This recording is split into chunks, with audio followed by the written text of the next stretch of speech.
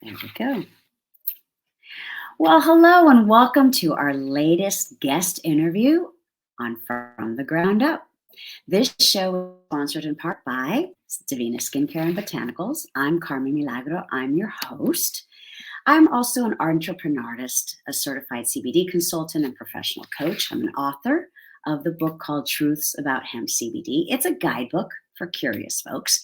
And I'm also the co-founder of both the international platform based out of Mexico called CBD University and the co-founder of the Blue Moon Gypsies band. Now, in the past, I've worked as a behavioral coach as well as a confidence strategist. And yes, I still dabble in that when people need my help. But what does all of this have to do with anything? Basically, the premise is we all start somewhere, and usually in whatever career you're in, most people start from the ground up, and many end up wearing different hats and or changing careers several times in their lives. How do you navigate these challenges and changes? Well, on this show, we look to experts in their fields and we gather advice and strategies and inspiration from some of the most successful people in different arenas, whether they're coaches, journalists, authors, musicians, tech gurus, real estate investors, industry leaders, celebrities, artists, you name it. My guests come from all walks of life, and we talk about all sorts of topics: life, careers, business, and strategies for staying healthy. I am really excited because my next guest is a very special person. And I actually met her, I think it was around 18 years ago. To me, she's always been an inspiration from afar and getting to know her in person. She's a strong, independent San Francisco native. There aren't too many of us around these days. And she's led quite a remarkable life in the music industry. Before she joins us, let me tell you a little bit more about her. Rita Gentry says, from the time I was born, music and dance were my life. She also grew up across the street from O'Shea's Bar and got a whole other education hanging out with her dad. She learned a lot about pinball machines, shuffleboard, and maraschino cherries. As a young woman, she landed her first job as a secretary in a steno pool. And then soon she decided she wanted to work in the entertainment industry. She quickly learned how to write up artist contracts. She climbed her way up the ladder, and she was, she worked her way from the ground up. I mean, she was working with different acts like the Grateful Dead, Michael Bloomfield, Merle Saunders and the Sons of Champlin, Commander Cody, and his Lost Planet Airmen. That's just to name a few. And then in 1979, she began to work at Bill Graham Presents. And she was there for the next 20 years. It's sort of the premise for why we're doing the interview today, but I'm going to let her tell you about that. Before retiring, though, Rita worked with Santana Management as a personal assistant to Mr. Carlos Santana. And now, as a first-time author, she's released her book entitled Before I Forget, Memories of Bill Graham and Bill Graham Presents. I'm so very pleased that she's decided to join us today for our conversation and for you all to get to know her. I am welcoming Miss Rita Gentry. Hi, Rita. Thank you for joining us. What a great introduction. Oh, my goodness. Good. It's all true and then some, right? Yeah, I've been around the block a few times, that's for sure. Well, I'm so happy that you're here, Rita. And, it's so fun to get to do this with you because we've never really gotten a chance to talk about your work, all the things that you've done. So I'm really thrilled that you agreed to do this interview. So thank you. And I thought we would get started right sort of from the ground up, from the beginning, to give our viewers and our listeners a little bit more insight than just the introduction that I did. So if you don't mind, can you tell us about growing up in San Francisco? What made San Francisco the city that you love so much? Oh, boy. And how did it change? I grew up in the Richmond district. I grew up on 10th Avenue between Clement and California. And Clement Street, too, was a little thriving own community in its own self. You had the Coliseum Theater. you had bakeries, you had stationery stores, you had King Cole's ice cream on the corner where I used to dance out front to get 10 cents to get an ice cream cone. And it was also a mixture of many nationalities. My actual favorite Mexican restaurant was run by a Chinese family called the Suhus. And I was going, and I didn't even think anything about it, a Chinese making Mexican food. Right. And so my father loved it, and he was from New Mexico, so it must have been pretty darn good. So it was just a real thriving, metropolis. And going downtown was a big deal. Downtown, Powell Market, you would Right. get dressed up, and it was just, I even remember my mom would always be getting music, for her dancing studio. And there was a record store on Market, and you had the soundproof booths where you would take the record in, put it in, play it, rock out, whatever. Of course, I wasn't rocking in those days. I was more like dancing. Yeah. And so it was just quite different. I always felt that I was so fortunate to be born at the right place at the right time and watch the city go through many changes. I don't want to talk bad about the city now, but it is quite different. And back then when I was young, you would just have a muni, school bus ticket. You jump on a bus, you could go anywhere to the city. So that was really quite incredible. And I just think now during the holiday times, the Emporium, which was right on Market Street, you Yeah. would go up to the top floor. They would have rides. You were in another fantasy land. And a lot of times too, my mother, up in the dome, they had a whole stage platform, and my mother would bring her students, and we would dance different times for the holidays. Right. So it was pretty great. That's all I can say. And thanks, Mom and Dad, for living in San Francisco and helping me being born in San Francisco. Okay? And it's so nice that we share that comment. I had forgotten about Christmas at the Emporium. Thank you Oh for my reminding me. goodness. That was my favorite. And then later on in life, when I was at Bill Graham Presents, my boss, Danny Shear, decided that he wanted to do Ray Charles on the rooftop. And we had a whole private lunch thing on the rooftop with Ray Charles and the Raylettes singing. It's like, what more can you ask for? Right. That's like a dream. And, before we dive into Bill Graham Presents and all of that, I'm really curious about your O'Shea's and the maraschino cherry story. Will you share that? My dad would probably be arrested now, if it was this time and day that you can go to bar. Right. Back in those days on 10th Avenue in Clement was the first original O'Shea's bar. Yeah. And my mom was usually teaching because our studio was in the lower floor of our home across the street. So my dad and I'd be hanging out, and then he'd go, oh, let's go to O'Shea's. Okay. So we'd be there, and it's funny because I was realizing that back in the day too, they would have in the corner, they used to have cigarette machines. They were metal, and you put your coins in, you pulled the lever out, and then cigarettes dropped down. Right. And there was a guy that sat in the corner. We called him Jules because he always had all these jewel rings on. And he basically would make me memorize the cigarette packs so I could learn how to read letters and words. And I'm going, oh my God. I can even imagine my children being in a bar. Okay. Right. They were in rock shows, but that's a little different.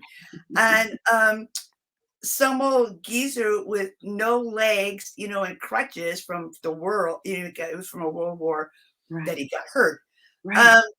Learning and teaching me how to memorize cigarette packs. So it was just, and the maraschino cherries is that Johnny O'Shea would let me have the run of the bar. And Uh-huh. I would go behind the counter because I love maraschino cherries.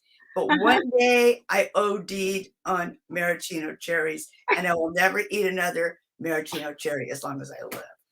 So that's my I see, I see. bar story. I was an expert pinball wizard. The jukebox was, 10 cents probably at that time. I could put Yeah. on any music I wanted to. And my dad would just be hanging out with his friends and I'd just be doing my thing. So, Right. whoa, Dad, I got a really quick education in O'Shea's bar because of the characters that would appear. Right. That sounds like another book, Rita. Oh, geez. Dad, thank you, Dad, Right. wherever you are. Ah. Now, when you were with Santana, you were on the road, right? You Well, were no, I was more at a at-home office got it. person, but special events and certain things, I would go with him. Right. And in the beginning too, Deborah Santana gave me the great chore of kind of becoming Carlos's stylist because he never had suits or anything like that. Right, right. And in San Francisco, I found this lovely lady, this seamstress, and took him there. And my duty was, when we were at the Grammys, when he won for Supernatural, Right. all those clothes and stuff he has on was thanks to Rita Gentry. There you go. Because he just looked so handsome. You can't get up there in a sweatshirt and sweatpants and, Right. be at the Grammys. It's just not going to work. Right. So thanks to Deborah and myself, we helped dress him. That's great. I did not know that, so that's great. Um, what's the most common misconception you would say that people think, working in that camp, for example, Carlos Santana, working with him, what would you say that's like one of the most common misconceptions Um, about working there? I didn't have any misconceptions at all. Let me go back to when I was at Bill Graham Presents. Mhm. I had to be a tough cookie. And, I sort of had a mouth of a truck driver, let's say. I was pretty heavy duty. And because of my stature, I'm 5'3", weigh like 115 pounds, I had to be, it Right, wasn't me right, 2 days back then. It was just r like I had to deal with mostly men. I right. actually prefer working with men, for some reason or another, but Yeah, yeah. I think that's from my bar days. Um, so when I ended up with Carlos and Deborah Santana, um, I had to change my whole demeanor Sure. because he's very gracious and spiritual, whereas Bill Graham on one hand would be screaming and yelling and I just didn't come from that kind of a background. It was just like my stomach was always like roaring, like, oh my God, what's gonna happen next? Uh-huh. Whereas being with Carlos and Deborah, where it was like peace, Right. and so I've been on a real roller coaster, Uh-huh. needless to say. Um, I think my drive to also put this book together before I forget was before I forget these stories. Right, And right. I was asked, well, Rita, you really need to write a book about your life, da da da da da. But I have an omerta about people that I work for, and that is you do not say anything that was in private. It does It's not need to be. I don't need to do a tell-all book right, about people that I was surrounded by. right. It's amazing because I was just thinking the other night, I think you or somebody else asked me for my bio, and I said, I don't need to do a bio because I was thinking about all the men that I worked for. I Mhm. started with Walter J. Haas, who was from the Haas family of Levi's. Right. I was with Sam Cutler from originally of the Rolling Stones and then Out of Town Tours. This is just all the main men, not the band men.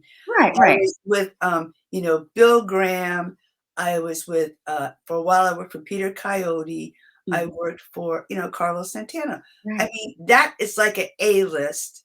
Of course. And I couldn't ask for, like I said, my motto is I've always been at the right place at the right time. Right. And the That's stars align, and it's just, I don't know how this happened. And now I'm here you're right. doing an interview, Right. which I told Carlos the other day, I've always been the woman behind the curtain. Right. Now I am stepping in front of the curtain, Right. and it's whoa. But it's your time to shine, right? I mean, I feel like there's another thing that you and I have in common is, I have a lot of friends, as you know, and they trust us. Yeah, That's why we're invited into their homes, we're invited into their lives because they trust us. They know that there's this loyalty, whether it's unspoken or spoken. That's one of the things that I learned when I was backstage, with you, with Carlos, with everyone. And the misconception that I observed was it was such a close-knit family. And yeah, when they invited you in, it really was you were part of this family. And people would ask, "What's it like back there?" I'm like, "It's like hanging out with the best relatives that you could ever choose to hang out with." Like it was truly exactly what you said. It was just peace and love, and it was such a family affair backstage. I'll never forget that. But that was a misconception that people thought it was something crazy, and it wasn't. I mean, it was just like hanging out with your best family members. That's how I'm so I grateful for think that, but I also go back to Mr. Bill Graham. And Mr. Bill Graham is the one who started taking care of the artist and backstage environment. that. Right. Before, you just were like, here's a chair, whatever. And Right. he started environments, and having the best food for the artist as opposed to giving them a deli tray, with cheese Right. and crackers or something. Right. And really catering to them. But he mainly catered to the audience. Right. And that was the beginning of the whole rock and roll scene. And regards to going to a place to see music, which is Mhm. like my church, Right. and feeling safe because you didn't have police with guns Right. standing around. You had security, which were men and women Right. dressed in their little blue jackets, nothing scary about it. Yeah. And you had, you know, food, drink, comfort, Right. and you also had a medical team, which was Rock Med that he started with Right. Dr. David Smith at all our shows, that if you were having a bad trip or you were sick or whatever it may be, Mhm. you were taken care of. Right. Now, that's pretty amazing back in those days of Right. someone coming up with that Who and cares? Yeah. really making it fast forward of it being a standard, and that's what people accept. Right. But Right. if you I know you've been to other shows, and I know that you've seen backstage environments, and I've known you've been inside the facility, and you're going, "Oh my God, what is wrong with this picture?" You know, this is Exactly. not right. And it's hard for me to go to a show and sit there and be calm when I see stuff going on that Right. is just out of control. It's just, Correct. Yeah. oh my God, I got to leave or I got to go talk to somebody. Right. Rita, calm down. You're just sitting here to see a concert, not to run Right. a show. But it's hard, right? Because you came from that environment where all of this was curated Yeah, because it was someone who actually cared about creating this experience, this musical. I like the word, this musical church-like experience. that is how I feel. Right. If the whole music thing is just well, I guess because I was born and raised on it. Right. It's my life. I really planned on being, a dancer. But back in my day, the only way you can make money is if you were a topless girl on Broadway. And Right. my father would have killed me if I Right. would have done that. So there you Yeah. go. I mean, now dance, I am so happy that I've seen in my lifetime to see it be a great phenomena and a great way of young people being able to make money through that craft of the art of dance. Exactly. So there you go. Yeah, the options, and yes, and we'll have to talk. A friend of mine just recently started her Flux Vertical Theater, which is dance, but it's also includes pole dance, which is such an athletic. I You mean, have I to watch be in some of good these shape to women. be a pole dancer, okay? Yeah, but it's all women, all shapes and sizes. They're teaching women to I mean, to use your core, but it doesn't matter what size you are, and it's Mhm. phenomenal. We'll have to go to one of her shows because it's spectacular. Yes, I think you'd definitely. love Then it. I'll be jumping up on the Um, stage wanting to be a pole dancer. well, so let's talk about the book, right? This Okay. is what we really want to like focus on because congratulations, this is your first authored book that I'm aware of, right? It's gonna be my last too. No, it's 5 and 6 years in the making. Right, right. Tell us a little bit, Rita. So it's already been released. Yes. Okay. And how is that going? Well, I put it out on Amazon, and so you can go to, Amazon.com and put in Before I Forget by Rita Gentry, and my little book pops up, and you see Bill on the cover, and it's very easy. It came about that after I left Bill Graham Presents and I was with Carlos, I have a very dear friend named Lionel B, and he's a promoter in the Bay Area. And we'd always, every time we talk, we'd tell a story. He'd tell a story, I'd tell a story. Right. And he kept saying, Rita, write a book. You got to write a book. And I go, I don't want to write a book about me. He goes, well, what about your stories? And I went, oh my God. And then from there, I said, okay, well, I know so many people that I could just, let's start out with asking people if they would give me a story about Bill. Yeah. And then it was like, turn the clock ahead, da da da da da. It's 5 years later, and I have, 200 something stories. Oh my God. And last year, around Bill's birthday, which is January 8th, I kind of completely had it because during COVID, I just sat and transcribed, and it was really quite fulfilling and made the time go by. Yeah. Everyone said, you can't stop now. You have to finish this project.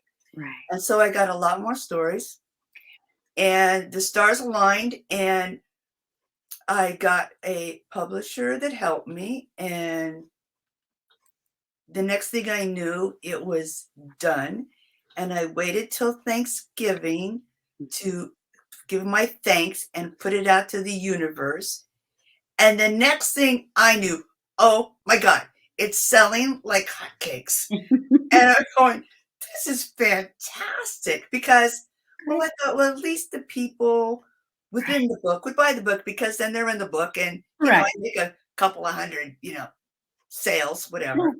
I won't say what my sales are now, but it's really been, and the feedback from everyone of love and adoration is more than I could ever ask for, monetarily. Oh, And I did this too also for Bill's sons, David and Alex Graham, because they were very young when their father, tragically passed. right. So they have a whole insight to of their dad of what this man did for so many people. Right. Because as we well know, if you're from the Bay Area, you know anything about Bill Graham, he was known as, a tyrant. He was yelling, he was gruff.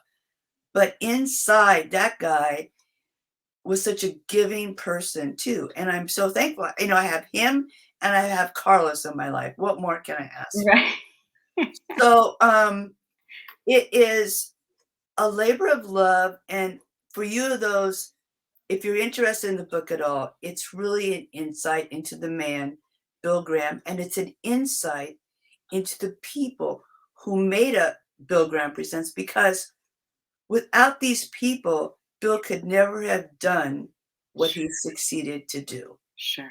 And we were all, frustrated. Singers, dancers, actors, whatever. It was all this stuff started on the side, and next thing you know, you were into it.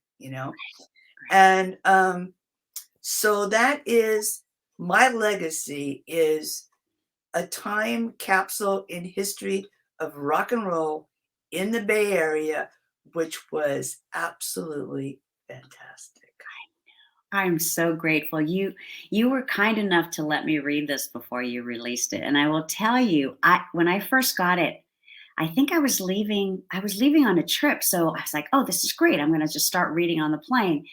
And I'm reading, and I couldn't put it down. I was like, oh, the flight's too short.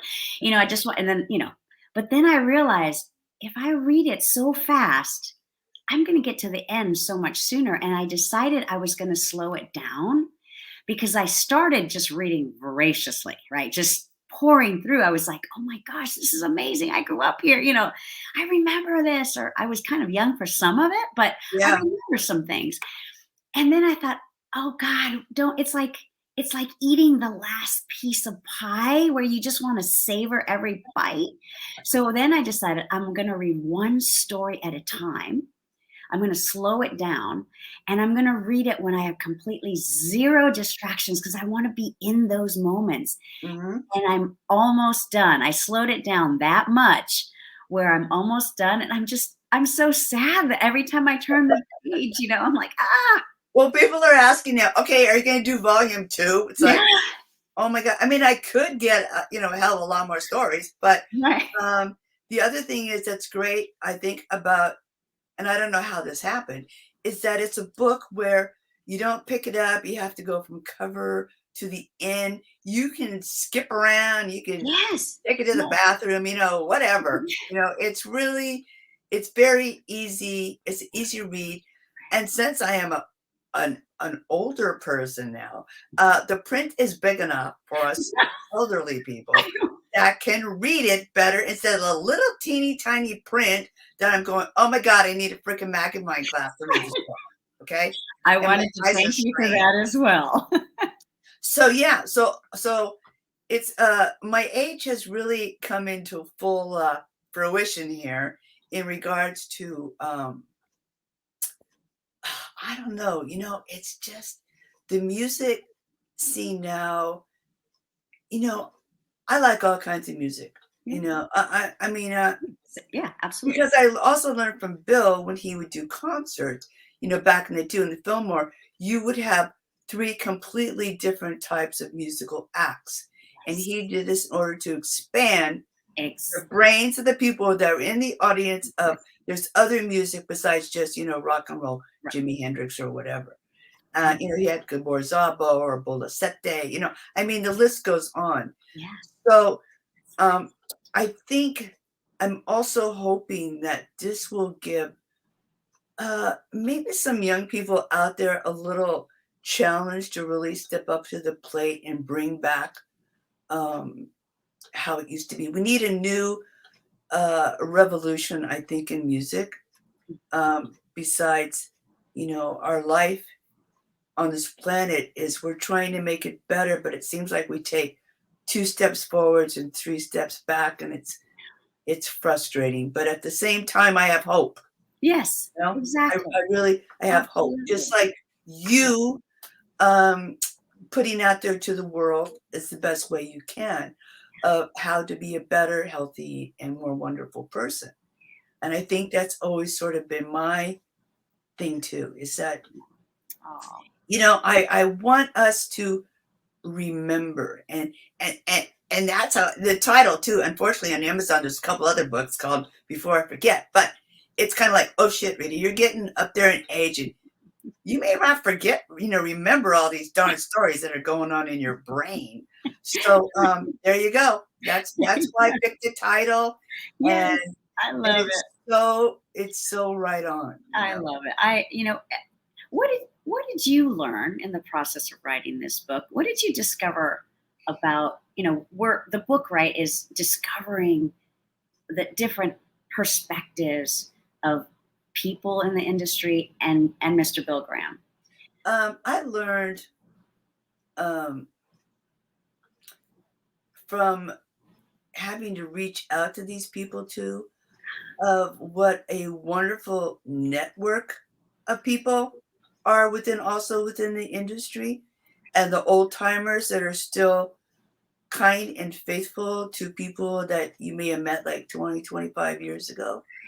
It brought about young people to me, um, telling me their stories of how, when they started at Bill Graham Presents, how they have gone on to other things that are beyond Right. the realm of, I mean, one woman who was a security person ended up being a mayor of a city, you know.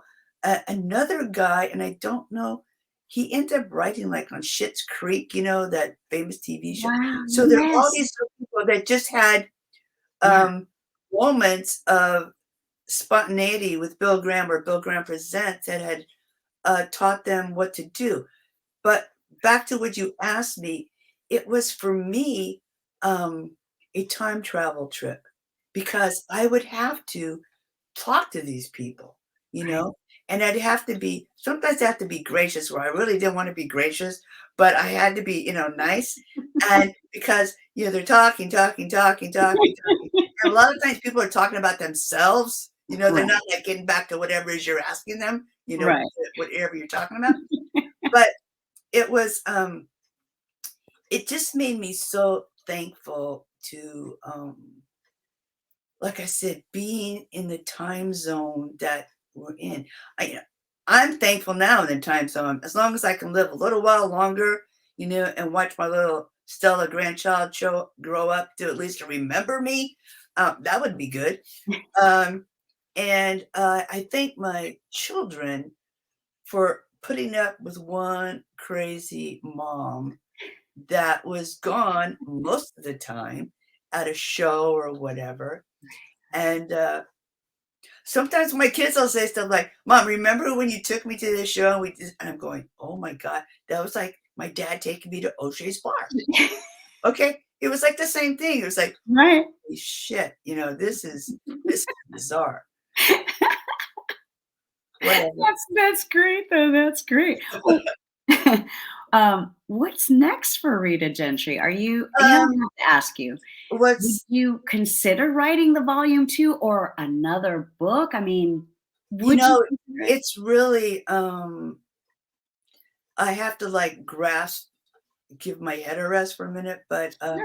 yeah, you know, I thought about this because I've also over the years collected a lot of memorabilia and stuff, Yeah. and I'm thinking of even maybe doing some kind of a excuse me, a photo type book with whatever I have with an explanation or a story that goes Yes. with that thing, you know? Yes. Oh, Rita, that's wonderful. And I figured that's history too. Yeah. So that's sort of in the back of my mind. Um, Great. You heard my it here other thing first. is, oh my God. I mean, I never stop. I mean, That's great. right now I've been for the last 5 years, I've managed Michael Carabello, and Mhm. that's a job unto itself Right. because we all love Michael, but we know that he is another one. He's a musician. What can I say? I love him dearly. He's like my brother, and he keeps me on my toes. Right. Um, and If anyone can handle it, you can handle it. oh man, the men, like I said, the men in my life. I could write a book about the men, Right? There you you go. know, but then I'd be sued. But whatever. Maybe I Wait, can have it after I die. I tell my son, put this book out. You know, this is the real nitty gritty here. Um, ooh. no, but like I said, no, I am very faithful to my men. I know Um, you I know. and it wasn't easy being a woman, and it still isn't. You know, in this No. day and age of industry. And you know, a lot of young women, they asked me about my education, and Mhm. as I've said in other interviews, I didn't go to college. You know, my Right. dad said, you know, if you want to work, you know, in high school, take steno and take typing. That'll get you far. Oh, okay, fine, whatever. Which it did. Right. Um, and it really, you know, my education was streets of San Francisco, and because of the time period, you know, my first real gig was, God, like 60s, was at 680 Beach Street, which was the capital. It was all the record companies were in there, besides artist booking agencies, which I ended up working with. Right. And it was just like a whirlwind going. That's when I really decided this is what I want to do. Because there was always music blasting, Right. it was just hip hop and Shows to nothing. see, artists to get to know. I mean, but you really did do it from the ground up, Oh right? my God. Just I circling didn't back make to honey, I don't have a pension. I don't have, I don't really you didn't get pensions or 401k plans in rock and roll, right, You're right, lucky you paid your rent. right.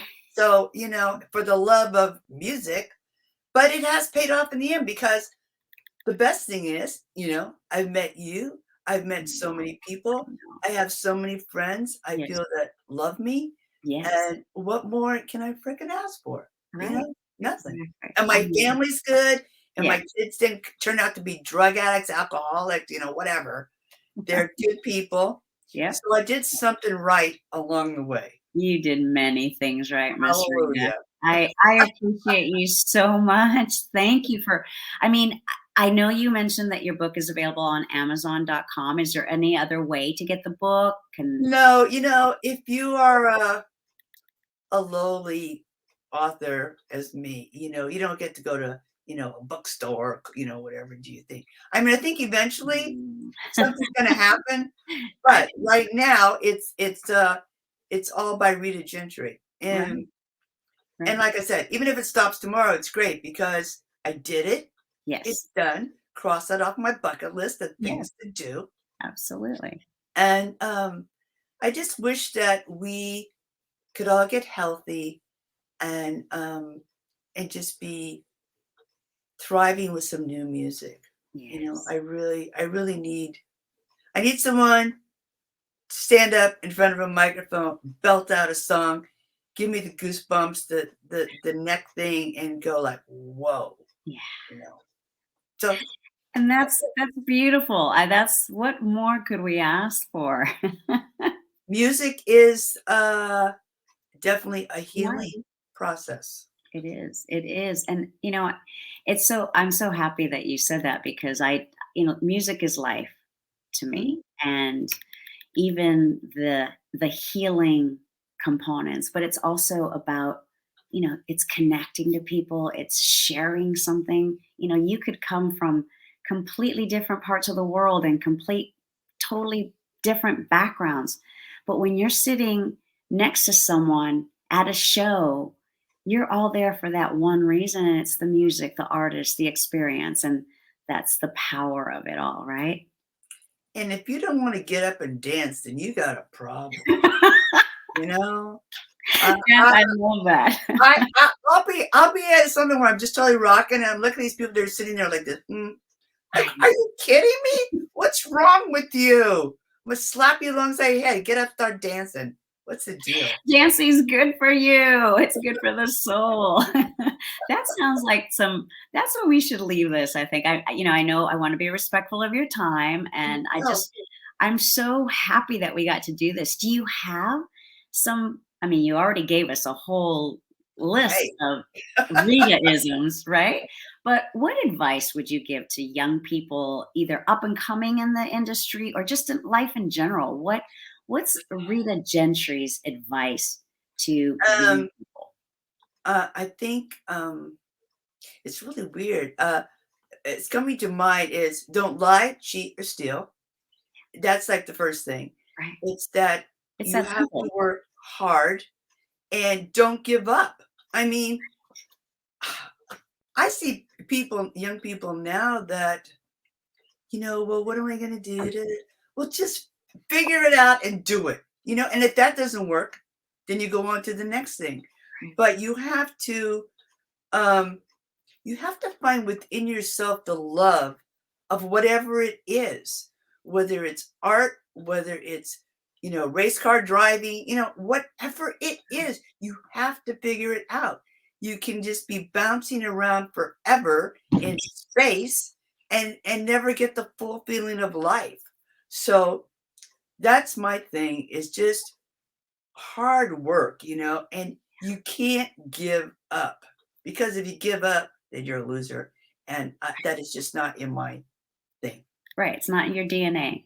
Mm-mm. So one last question, I'm trying to do this with everyone on the show. Before I let you Yeah. go, Is I this a have hard one? no, it's not. No. Well, it's not a hard one. You don't have to answer it though if you don't want to, but it's Okay. sort of like that one final question and it's just random. So I'm going to just pick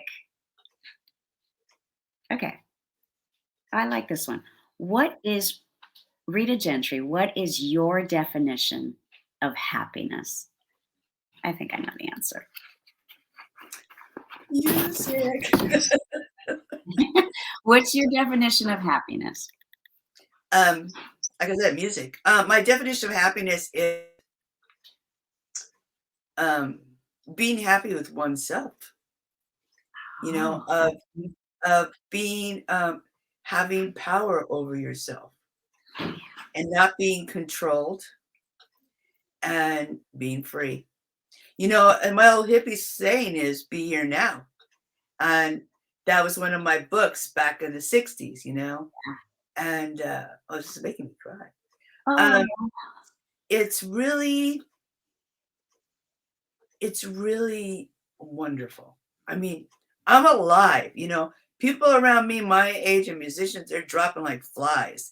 And I I know. am thankful that I got to do this book. I told my son, if something happens to me and I die, you've got to finish this book for me. So the other day he said, Mom, I'm so glad that you didn't die and I didn't have to finish this darn. Oh. Okay, now I know it's very emotional to me that I want to,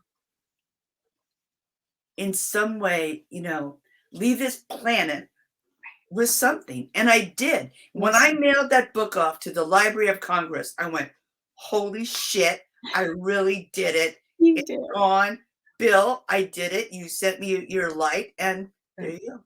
There you go. Oh, I'm so happy we got to do this. Thank you Well, for I love being you dearly, and I mm, hope your followers will keep on following you because, sweetheart, she's the real deal.